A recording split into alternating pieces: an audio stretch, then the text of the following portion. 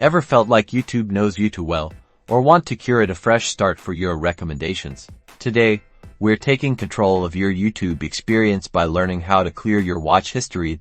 This simple step is great for privacy and a fantastic way to reset what YouTube suggests you watch next. First, open the YouTube app on your mobile device or go to the YouTube website on your computer.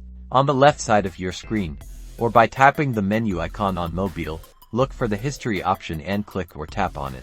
You'll see a list of all the videos you've watched now. To clear it, find the Clear All Watch History option. This is usually located at the top right of the history page. Click or tap that button. A confirmation pop-up will appear here. You have two choices. You can clear watch history to remove everything, or you can also choose to pause watch history if you don't want your future viewing habits to be recorded. For this tutorial, we'll click Clear Watch History, and just like that, your watch history is gone.